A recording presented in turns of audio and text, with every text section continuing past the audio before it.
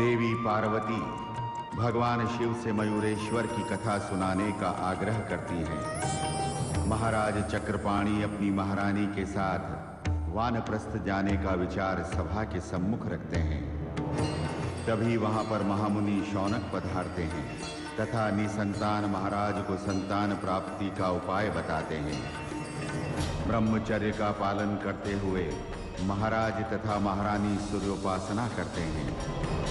स्वप्न में महारानी उग्रा महाराज का सामीप्य प्राप्त करती हैं तथा अचानक ही जाग उठती हैं और महाराज को स्वप्न के विषय में बताती हैं। महाराज चक्रपाणि प्रातःकाल महामुनि शौनक के आश्रम जाने का विचार करते हैं। महामुनि शौनक से अपशगुन बताते हैं। महाराज तथा महारानी आने वाली संतान के विषय में चिंतित होते हैं। कुछ समय पश्चात महारानी उग्रा उदर पीड़ा से पीड़ित होती है।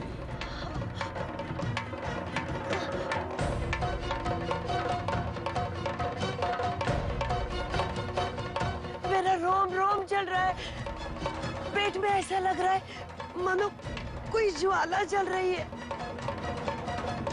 न जाने कैसा बालक मेरे कोख में आया है। इसके गर्मी से तो मैं जल जाऊंगी। धैर्य रखें महारानी जी, सब ठीक हो जाएगा।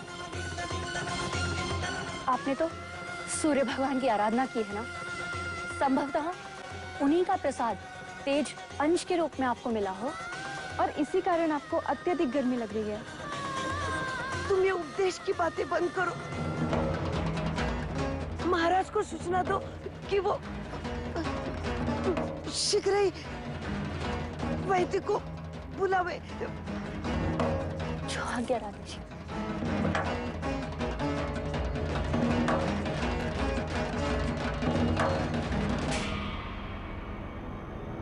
आइए वैद्य जी।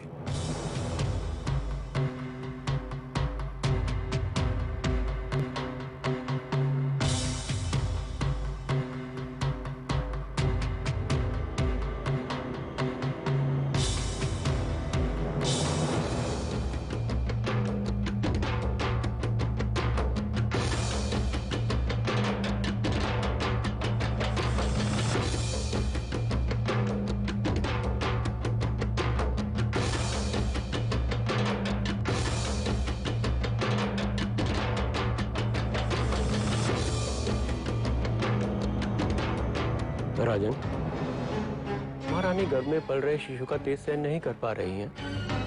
अन्य और कोई शारीरिक दोष नहीं है और सबसे आवश्यक गर्भकाल पूरा होने तक इन्हें ऐसे स्थान पर भेज दें जहां दूर दूर तक जल ही जल हो।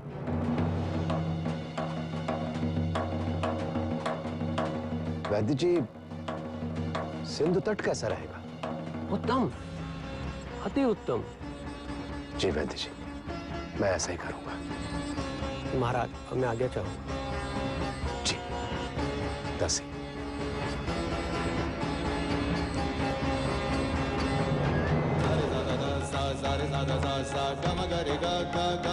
प्रिय, तुम चिंता मत करो, मैं शीघ्र तुम्हें सिंधु तट पर पहुंचाने की व्यवस्था करवाता हूं।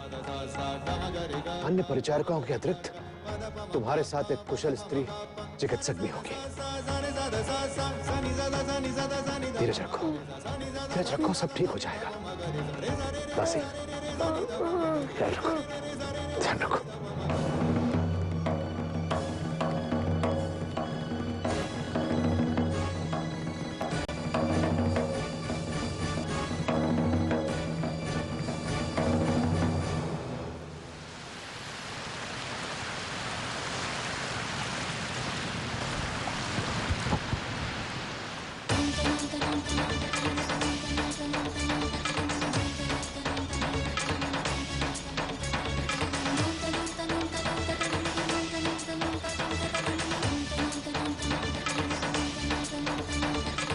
महारानी जी, गर्भकाल में स्त्री को कुछ न कुछ कष्ट तो अवश्य ही रहता है।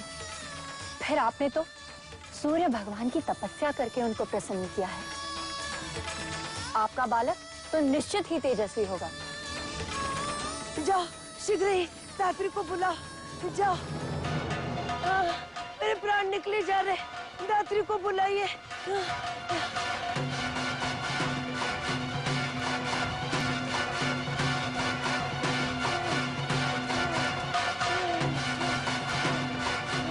प्रणाम महारानी।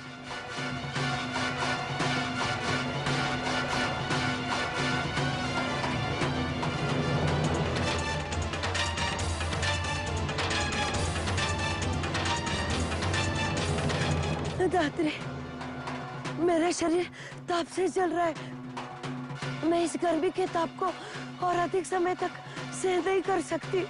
ऐसा कष्ट और ऐसा ताप मैंने तो कभी नहीं देखा है। आपके कष्ट का निवारण बालक के प्रसव के बाद ही होगा। प्रसव काल का समय आने तक मेरे प्राण ही शेष नहीं बचेंगे। मैं जल्द से जल्द इस गर्भ से छुटकारा पाना चाहती हूँ। आपका तात्पर्य महारानी? तुम इस गर्भ के बालक को प्रसव करने का प्रयास करो। ये आप क्या कह रही हैं महारानी? समय से पूर्व प्रसव कराने से आपको और आपके बच्चे को दोनों को हानि हो सकती है। अब महाराज की अनुमति के बिना मैं ये कुकृत नहीं कर सकती।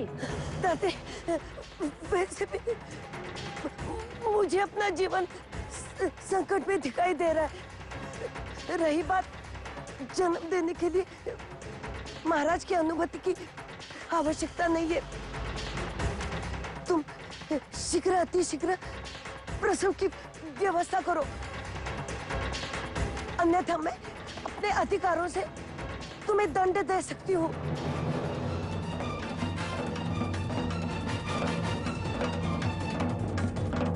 जैसी आपकी आज्ञा महारानी।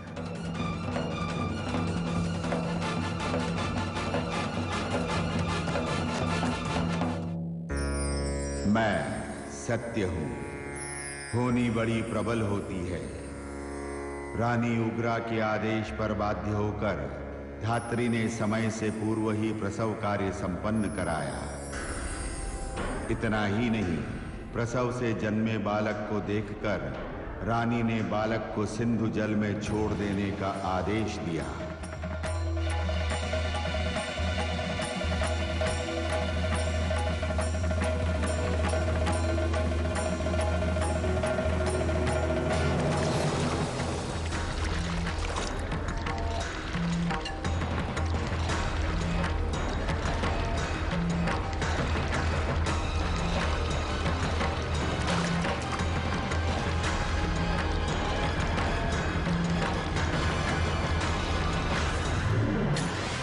नारायण नारायण।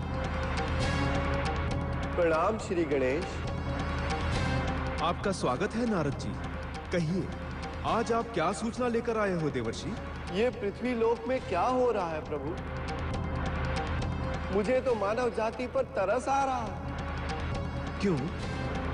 क्या हो गया देवर्षि, जो आप इतने क्षुब्ध हैं?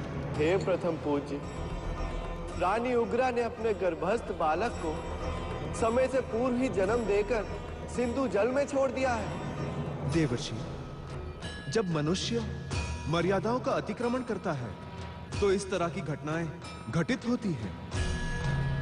रानी उग्रा की तनिक सी एक चूक से दुर्घटनाओं की एक लंबी श्रृंखला खड़ी हो गई है।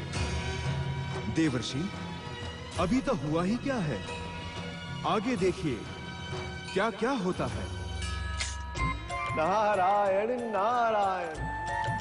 धन्य है प्रभु आप, और धन्य है आपकी लीला। नारायण नारायण। प्रणाम श्री गणेश।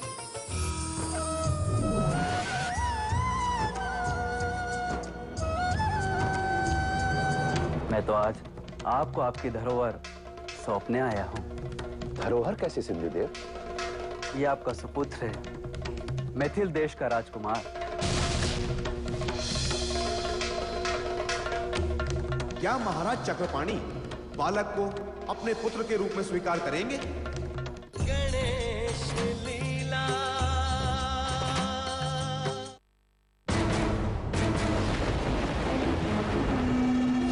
प्रभु, आपके सामने जो बोर्ड है उसमें जो कुछ भी लिखा है उसे पढ़ने की कोशिश कीजिए। एक्स, जेड, प्रभु की आंखें बिल्कुल ठीक है।